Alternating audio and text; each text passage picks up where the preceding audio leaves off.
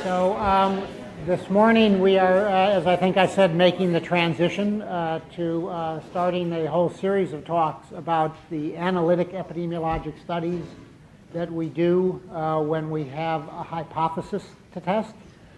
So up until now we've been talking largely about how we describe things in communities and how we generate hypotheses about what might be cause-effect relationships. And the next several weeks will be devoted to talking about the primary epidemiologic study designs, the analytic epidemiologic study designs, where we try and test those hypotheses. And so you could say that the things I'm going to present today in a very abridged manner are sort of at the heart of epidemiology. So these various concepts, these the various study designs, the measures of association and measures of potential impact are the very heart or meat of epidemiology, of analytic epidemiology. Now, I sometimes will slip and talk about measures of effect rather than measures of association. The problem with talking about measures of effect is it implies a cause-effect relationship, whereas measures of association simply describes whether there's an association between some exposure and some outcome. So if I slip occasionally, I apologize, but it's better to refer to these as measures of association rather than measures of effect. And although we're going to go over these issues fairly quickly today, they are pretty well described in the book, and you'll have the opportunity to practice with all of these things in some of the laboratory sessions. So the first thing to say is that as we talk about analytic epidemiologic studies, those are studies that are intended to see whether there is a relationship between some exposure and some outcome. And you can conceptualize, you can also for exposure talk about the independent variable if you're a scientist and used to thinking about independent and dependent variables. The exposure is the independent variable, and the health status, the outcome, the disease, the injury is the dependent variable. And so depending on what hypothesis you're testing, the exact same thing could be either the outcome or the exposure. So blood pressure would be a good example. You might be interested in what are the determinants of having a high blood pressure, for example, salt intake or something about diet. In that case, diet would be the independent variable. Blood pressure would be the dependent variable. But you also might be interested in whether having high blood pressure increases your risk of having a heart attack. And in that case, blood pressure is the independent variable, and having a heart attack is the dependent variable. So it's important to always think about fundamentally what's the exposure or independent variable of interest, what is the dependent variable of interest, what's the health outcome. Now, we will spend several sessions talking about experimental study designs. Experimental study designs are the ones in which epidemiologists get to treat people just like rats and monkeys and other animals and randomly assign them to one exposure group or another. So these are frequently done in a clinical setting to see whether drug A is better than drug B to treat some disease. They're also done in my line of work to see whether a vaccine works or not.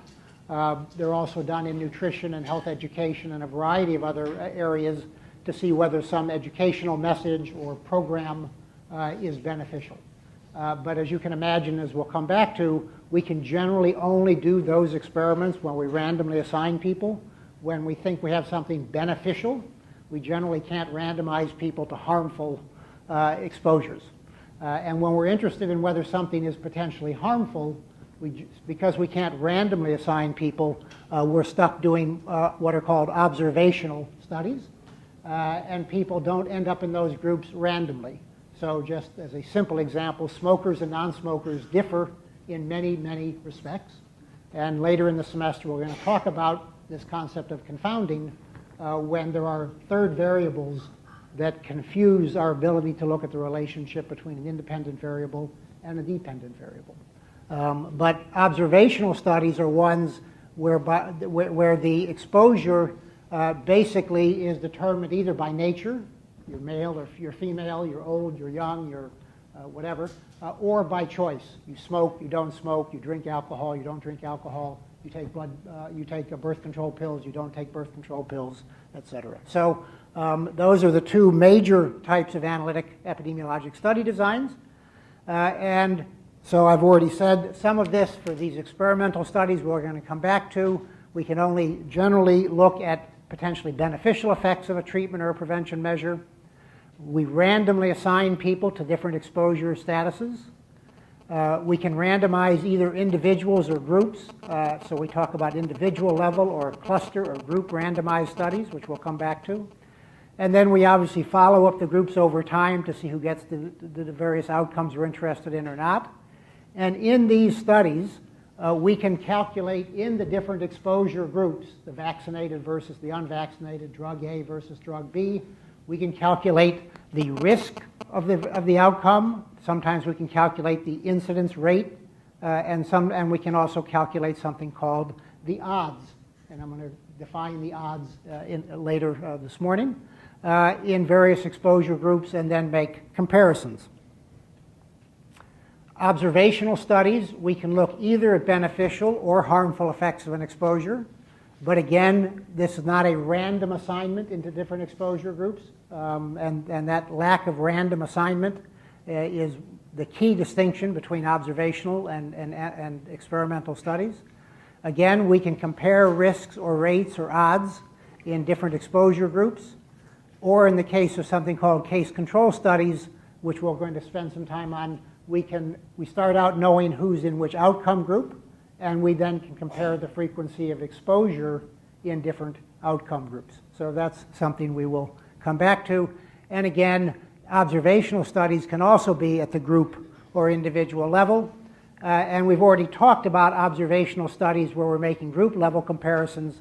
Those are referred to as the ecologic studies we talked about on Monday, in which we're comparing the rates of various health outcomes in different communities or in different time points. But when we move to these individual level studies, we're going to be talking about, in the case of observational studies, cohort studies, case cohort studies, case control studies, case crossover studies, and cross-sectional studies are the primary analytic observational study designs that you need to be familiar with. And then Jen Ahern will talk, at least in one session, about studies that take both ecologic group level data and individual level data in multi-level studies. And those require special statistical techniques in order to deal with those types of studies. So the basic reason to do these analytic studies is to basically assess and quantify the relationship between some exposure and some outcome. And we can do that using what are called absolute measures of association and relative measures of association.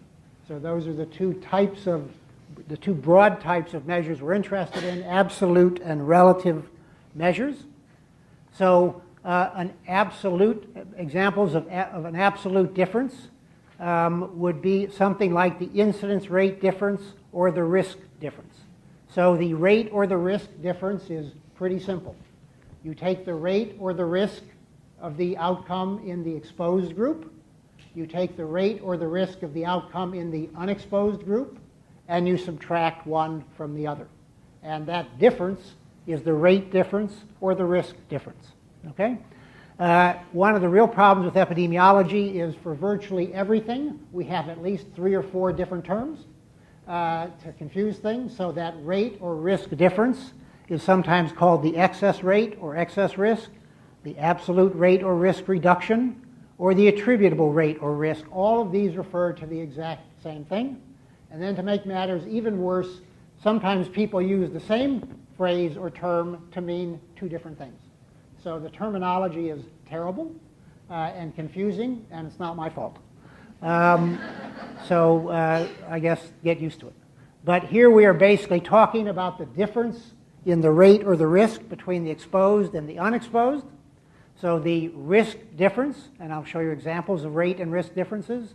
The numerical range of a risk difference is from -1 to +1. It has no dimensionality. And the incidence rate difference has a numerical range from -infinity to +infinity, and its dimensions are 1 over time.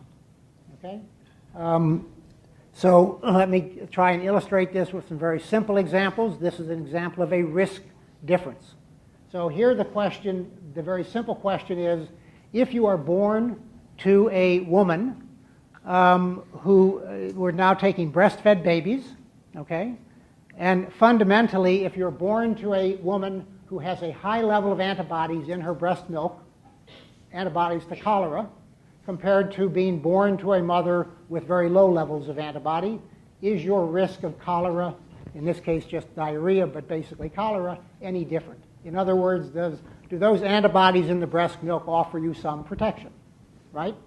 So here we're talking about the exposure group is a little backwards, but the exposure group is having low antibody levels, your mother having low antibody levels. And you can see there are a total of 14 of these babies, and out of those 14 babies, 12 get diarrhea and 14 don't. Excuse me, 2 don't. So the risk of diarrhea, the cumulative incidence, is just 12 over 14, right? And 12 over 14 is just 0.86 or 86%. Among women, babies born to women with a high level of antibody, there are 16 of those. 7 of the babies get diarrhea and 9 don't, so the risk is 7 out of 16, or 0.44. And the risk difference is just 0.86 minus 0.44. Okay? So we're taking the risk in one group and subtracting the risk in the other group and calling that a risk difference. Not very complicated. And so here the risk difference is 0.42, and if you say, well, what the hell does that mean? What's the interpretation of that risk difference? The interpretation is this 0.42 is the additional or excess risk of diarrhea among infants whose mother's breast milk has a low antibody level compared with the risk among infants whose mother's milk has high antibody levels. Okay? It's just the risk in one group minus the risk in the other group. Yes? Say the risk is roughly double. So I'm at the moment talking about an absolute difference, and in just about 2 minutes I'm going to come to a relative difference, when you might say I'm more interested in whether it's twice as high or 3 times as high or 10 times as high, right? So just hang on to that thought, but you're absolutely right. That's another way of looking at these data. Okay? So the absolute difference is simply the risk or the rate in the exposed minus the risk or the rate in the unexposed.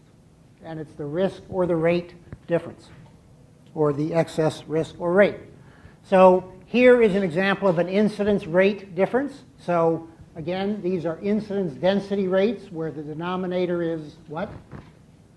In an incidence density rate, the denominator is person time.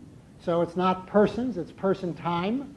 So here we've got the rate of breast cancer in women with radiation exposure, yes or no. So here we've got 28,000 years of person time among these women. There are 41 breast cancer cases. So the incidence density rate per 10,000 person years is 14.6, just this divided by this. And among women not exposed to radiation, there are 19,000 person years. 15 divided by that is 7.9. So the incidence rate difference is the rate in the exposed minus the rate in the unexposed. So it's 14.6 minus 7.9, or 6.7 per 10,000 person years. And that's the rate of breast cancer among women exposed to radiation, the excess rate, or the rate that can be attributed to radiation exposure. So in this case, instead of a risk, we calculated an incidence density rate, but we're still subtracting what's in the unexposed from what's in the exposed. Okay? And it's an excess rate or an excess risk. Okay? So now you ask the question, well, maybe I'm not interested in what that number is. Maybe I'm interested in some relative measure of association rather than an absolute measure.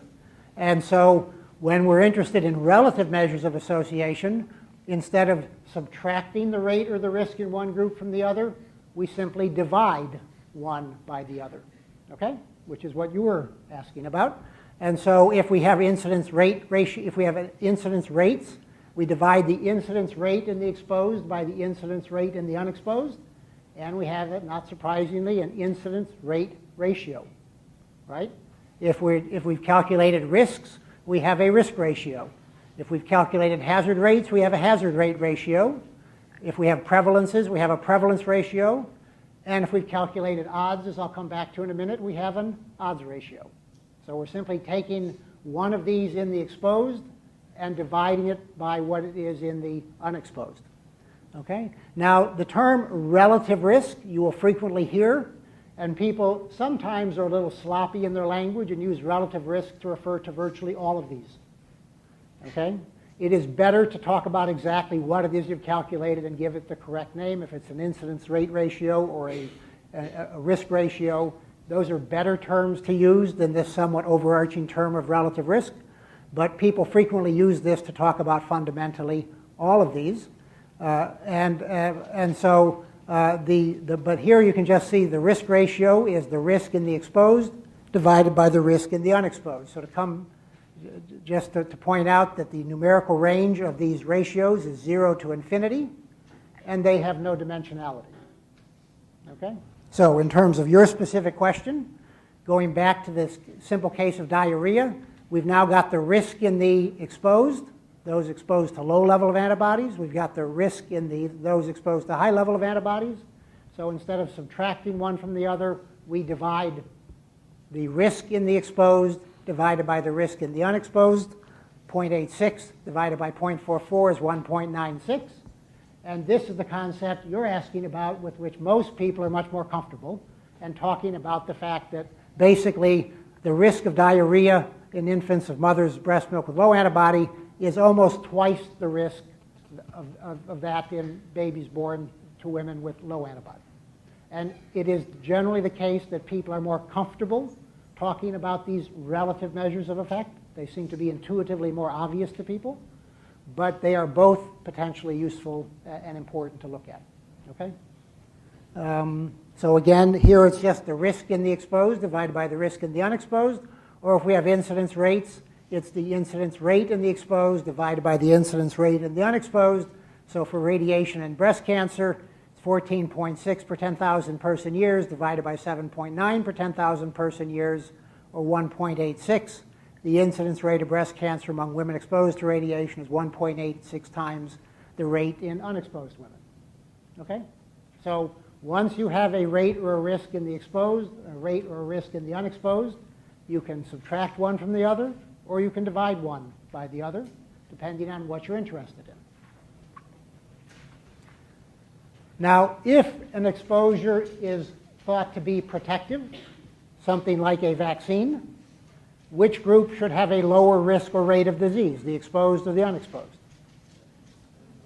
The exposed. If the vaccine is doing its job, people who get the vaccine, people who are exposed, will have a lower rate of disease, right? So the risk ratio or the rate ratio should be less than 1, right?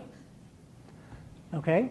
And so if the risk or rate ratio is less than 1, we start talking about something called the efficacy of the protective factor. So if we talk about vaccine efficacy is defined as 1 minus the relative risk or the rate ratio, and then we multiply times 100%.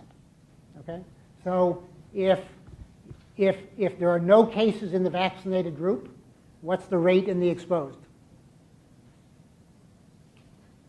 So if there are no cases among the vaccinees, what's the rate in the vaccinated population? 0. 0 divided by anything is 0. 1 minus 0 is pretty high math. 1 minus 0 is 1. Times 100% is 100%. So the vaccine is 100% effective. There are no cases in the vaccinated group. So a vaccine can't be more than 100% effective. Right? What's the lowest the vaccine efficacy can be? 0. So that's a trick question. That's not the correct answer. So if we unfortunately make a mistake, for example, and the vaccine contains the wild type live virus that we're trying to protect you against, which group would have a higher rate of disease, the vaccinated or the unvaccinated? The vaccinated. So that means the relative risk or the rate ratio would be not less than 1, but greater than 1. 1 minus something greater than 1 is a negative number. And in fact, the lower bound is negative infinity. So if we happen to give you a vaccine that increases your risk of disease, something we try not to do, a vaccine can actually have negative efficacy. We try and avoid those situations. But this is simply to point out that protective exposures, the rate ratio or risk ratio should be less than 1, not greater than 1, right? Okay, so here's just an example again with a vaccine. If the rate, or if the risk in the vaccinated is 8 per 100, and the risk in the placebo recipients is 40 per 100, the risk ratio is 8 over 100. Risk in the exposed divided by risk in the unexposed, or 0.2, and the vaccine efficacy is 1 minus 0.2 or 0.8 times 100% or 80% effective. Okay, and that's a kind of calculation I frequently need to make in my work. Another concept that you should be familiar with, particularly if you're in clinical medicine or in a clinical field, is what's called the number needed to treat. And this is particularly relevant in the clinical area. The number needed to treat is simply 1 divided by the risk difference. So just to take a simple example, if the risk of death in the exposed treated group is 13% and the risk of death in the unexposed untreated group is 18%, the risk difference is 0.18 minus 0.13 or 0.05. 1 over the risk difference is 20. And the interpretation of this number needed to treat is that 20 people need to be treated in order to prevent 1 from dying. Okay? And in the clinical field, this is sometimes a very useful number to calculate. In public health, it doesn't come up all that often, but you should at least be familiar with this concept of the number needed to treat. It's just 1 over the risk difference. Okay, so now we're going to introduce, I think things like the risk and the rate are things you should already have some feeling for, maybe an intuitive feeling for, but the odds is something that some people do not have an intuitive feeling for. How many of you gamble? Anybody here like to go to Vegas and play craps? Okay, bet on the horses. So you probably know what the odds are, right? So if you're betting on the horses, the bookmaker might give you, say, the odds are 20 to 1 or something like that, or 5 to 3 or whatever it is. I don't gamble, so I don't know exactly how they do this. But for most of us, odds is not necessarily an intuitive concept. And the other problem is that epidemiologists use odds in a very specific fashion, and the rest of the world uses odds to mean something different. Okay? But to an epidemiologist, the odds is the probability something will happen divided by 1 minus the probability. So it's the probability an event will occur divided by the probability that it won't occur.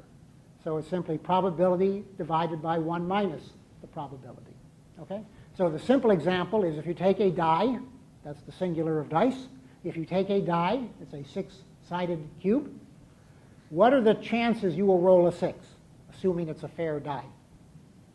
1 out of 6. You could say that the risk of rolling a 6 is 1/6. What are the odds of rolling a 6? The odds is the probability divided by 1 minus the probability. Okay? So the probability of rolling a 6 is 1 out of 6. 1 minus the probability is 5/6. So the odds is 1 to 5. Right? So if you get that, you'll understand odds. And then the importance of odds generally is there are studies in which we like to calculate the ratio of odds, or the odds ratio. So when you all have heard the concept of an odds ratio, and the odds ratio is the odds in one group divided by the odds in another group. Okay? So again, the problem is that in many, many settings, the term odds is used differently. So anybody know Nabalone Bakery over off College Avenue in the Claremont? So next to there's a Berkeley fire station, and at least there used to be a sign up on the fire station, presumably trying to educate us about the risks of earthquakes here. And the sign said there's a 70% odds, plus or minus 10%, for one or more magnitude 6.7 or greater earthquakes between 2000 and 2013, and 10 of those years have already gone by, so I don't know what the odds are now. But they don't actually mean odds here, right? They actually mean the probability or the risk. Now, how they come up with this calculation, I have absolutely no idea. Do we have any earthquake specialists in the room? Is there any actual science behind coming up with this 70% number? I have no idea. But they're not actually talking about odds, but the way we do. But if you read the dictionary, this is one of the legitimate definitions of odds is simply the risk. Okay? So to much of the world, risk and odds are equivalent. But in epidemiology, the odds is probability divided by 1 minus the probability. Okay? And so this is the kind of confusing language you'll see. By the way, if you're worried about this, you probably should move someplace else because pretty much the entire part of California here is on a major quake, a major fault of one kind or another. Okay, so an example of calculating an odds. Okay, so here's some data from a vaccine trial, and the question is, how common are adverse events? And these are mild, self-limited adverse events in a flu vaccine trial, and these are local reactions. So here you can see there are 2,570 vaccine recipients, and out of those 2,570, 650 have a local reaction to the vaccine and 1,920 don't. So what's the risk or probability of an adverse reaction in the vaccine recipients? It's 650 divided by 2,570, or about 25%, right? Pretty simple. That's just the risk. What are the odds of an adverse event? Well, the odds are the probability, 650, divided by 1 minus the probability. Excuse me. So the odds in the vaccinated group are 650 divided by 2,570 minus 650, or 650 divided by 1920. So the odds is 0.33. Okay? And in the placebo group, the risk is much less. It's 0.07. And the odds, again, is just the 170 over 24 minus 170, or 0.07. So you can see in this type of information, you can calculate either a risk or an odds, right? And in the many of the studies we'll talk about, cohort studies, you can calculate either an odds or a risk. In one type of study we're going to spend time on, case control studies, you cannot calculate risks, you can only calculate odds. And that's, in that setting, particularly why odds are important.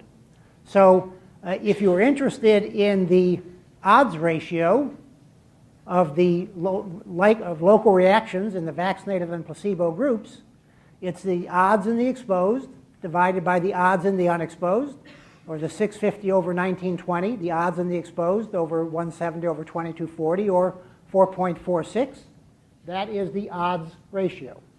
And we're going to come back to odds ratios when we talk about case control studies. In this study, you can also calculate the risk ratio. What's the risk of an adverse event in the vaccinated compared to the risk in the unvaccinated? And so here the risk is 3.59. Are they the same? So they are not exactly the same. And how close they are depends fundamentally on how rare this outcome is. So as this outcome, in this case this local reaction, gets rare, more and more rare, less and less frequent, the odds ratio and the risk ratio get closer together. And that's an issue we will come back to. But you can calculate in a study like this both the odds and the odds ratio, and the risk and the risk ratio, and the odds and the risks may or may not be similar to each other. Okay? So again, basically in many studies you can calculate both an odds and odds ratio, odds and odds ratios, risks or rates and rate ratios. They may or may not be numerically similar. Whether they are similar to each other or not, they are both valid measures of association. Okay? So they could be different, and they could still both be valid. Okay? And this is an issue we will come back to, because in case control studies, when we can only calculate odds ratios, a frequent question is, under what circumstances is the odds ratio equivalent to the risk ratio? So that's a topic we will come back to. But this is simply to point out that both the odds ratio and the risk ratio, even if different, are valid measures of association.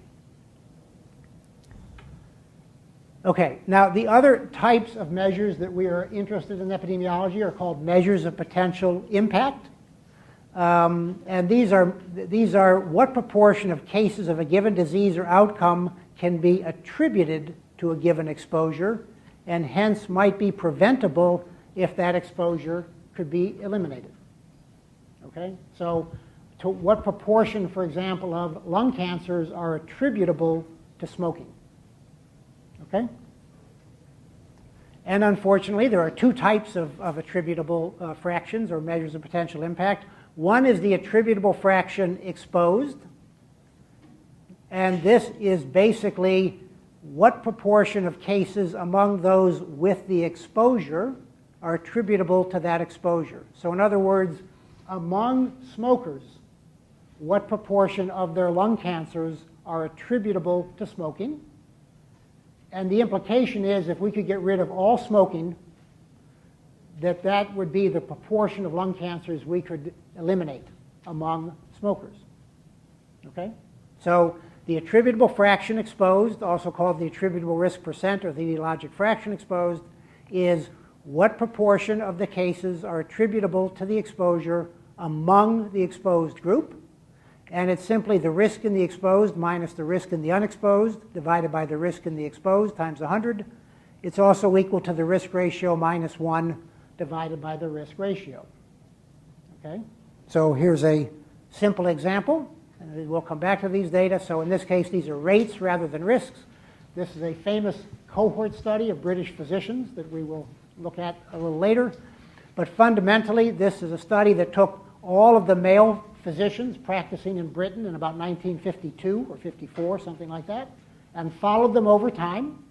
It classified them into smokers and non-smokers, and it followed them to see who died of lung cancer and who didn't, right?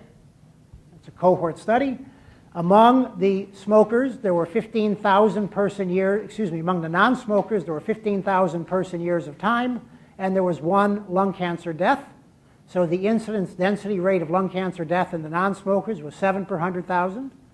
And among the smokers, there were 98,000 person years. So by the way, looking at those two denominators, what does that tell you right away? What can you interpret from those two denominators of how many person years there are among smokers and among non-smokers? There were a lot more smokers than non-smokers, and almost 70% of British physicians were smokers at the time this cohort was assembled. Okay? So there's a lot more person time in the exposed group than in the unexposed group, right? But here the rate of lung cancer death among the smokers is 81 per 100,000, so you can obviously calculate a rate ratio. 81 over 7 is 11.6, saying that smokers were about 12 times more likely to die of lung cancer than non-smokers, right? And you could calculate the rate difference if you wanted to, or the excess rate. It would just be the 81 minus 7, or 74 per 100,000. But you can also calculate this attributable fraction exposed, which is the relative risk minus 1 over the relative risk, or 11.6 minus 1 over 11.6, or 91%. And the interpretation of that 91% is that among smokers, 90% of their lung cancer deaths are attributable to smoking. And if we could get everyone to stop smoking, that's the expected reduction in lung cancer deaths we might see, right? And this has been repeated many times. That, in fact, is about the right attributable fraction exposed for smoking and lung cancer. It's about 90%, okay? There are occasional cases of lung cancer in non-smokers, but not many. Now, the other type of attributable fraction is the attributable fraction population. And the attributable fraction population asks a different question. It asks the question, what proportion of cases are attributable to that exposure in the entire population? Not just among the exposed, but in the entire population. Okay? And so that has two components. One is the relative risk, or the rate ratio, and the other important piece of information is what's the prevalence of the exposure in the population. right? So to calculate this attributable fraction, the population attributable fraction, you need to know the relative risk and the prevalence or proportion of the population that's exposed. We've got a little formula here for calculating this attributable fraction. And so here's an example, again, for smoking and lung cancer. Again, the rate ratio for lung cancer deaths among male smokers, 11.6. And now you need to tell me what proportion of the population smokes. Okay?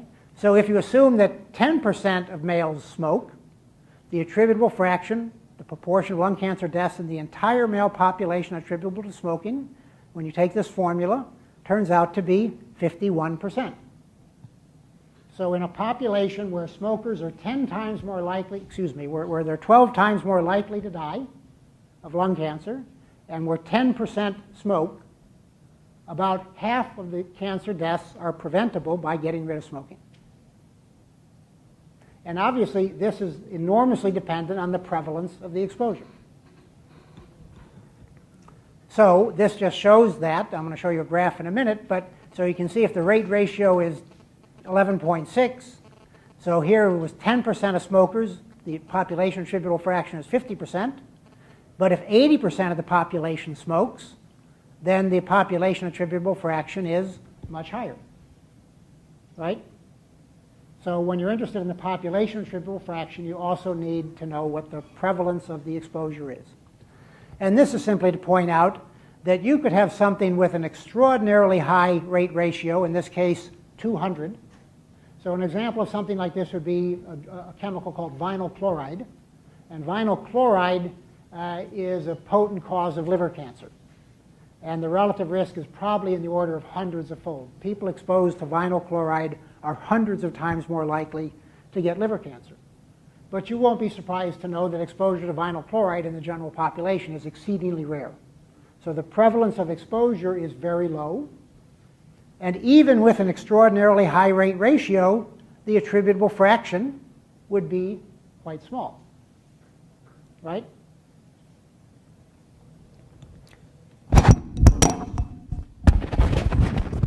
And this just shows the same thing graphically. So here we've got, for different relative risks, different population attributable risks, and different exposure prevalences. So as the frequency of the exposure goes up in the population attributable risk goes up, right? And this, I think, is a very nice example of this, except in this case they're taking odds ratios. PAF stands here for the population attributable fraction. And here the outcome of interest is heart attacks. Myocardial infarctions, for those who care about the medical terminology, but these are heart attacks. And these are the population attributable fractions for various triggers of heart attack. So here you can see which exposure here has the highest odds ratio. Cocaine use.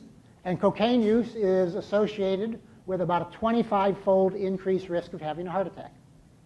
Okay? But cocaine use is relatively uncommon in the population, right? So the population attributable fraction is pretty small, down here about 1%.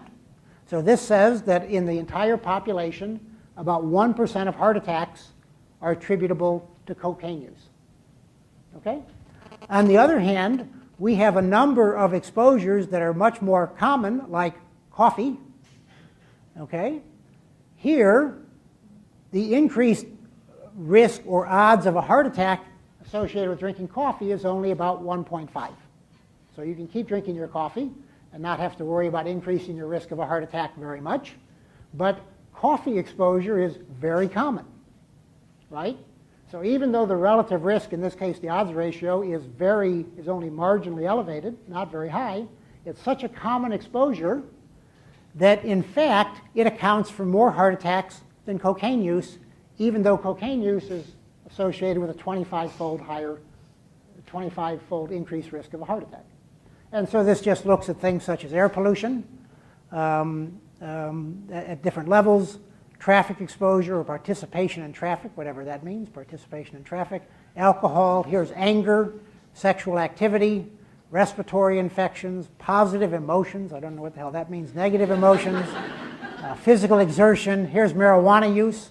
So marijuana use, about an odds ratio of about 4 or 5, heavy metal exposures. So one of the ways in which population attributable fractions are useful is illustrated with this graphic. If you said, I'd really like to somehow reduce the rate of heart attacks in the population, which exposures should I invest a lot of effort in? Might not be because it's got a high odds ratio. It might be because it's a very, very common exposure, even though the risk or the odds ratio is relatively low. So the population attributable fraction can be very helpful in trying to figure out what risk factors to target. Now, of course, some of these things are easier to change or get rid of or eliminate than others, right? Okay. So just to sum up, these analytic studies we're going to be talking about of individuals can, depending on the type of study, we can end up with risks and rates, and therefore we can calculate risk or rate differences. We can calculate risk or rate ratios, depending on your preferred, or whether you prefer the absolute or relative measures. We can calculate odds and odds ratios. We can calculate these exposed and population attributable fractions. If it's a protective effect, we can calculate the efficacy or the effectiveness and the number needed to treat. So these are the types of calculations we are interested in doing when we set up these studies to look at the relationship between various exposures and various outcomes. Okay? And you should be familiar with all of these concepts and with how they can be interpreted and generally how they're calculated. Questions?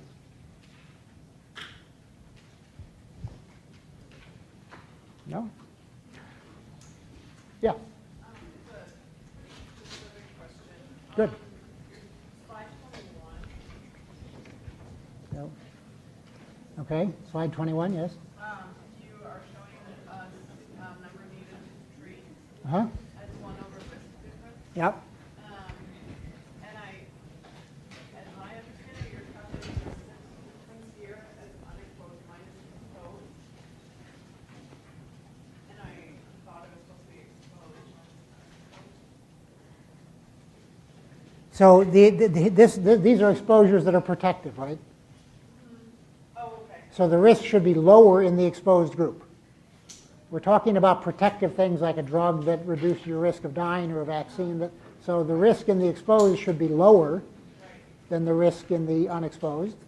But wouldn't that lead to a negative risk difference? A negative risk difference? Right, like if you're doing exposed minus unexposed, or are you just supposed to do like a higher risk? So the risk difference here is the risk in the unexposed minus the risk in the exposed. Okay. And that's how you. Because the risk should be higher in the unexposed. Okay. Right? If the exposed, this is dealing with exposures that are protective, such as a drug to treat heart attacks or whatever it is. Right? That make sense? Okay. Other questions? Okay, so on Friday we're going to begin with a discussion about experimental study designs, one in which we randomly assign people to one exposure group or the other. Okay?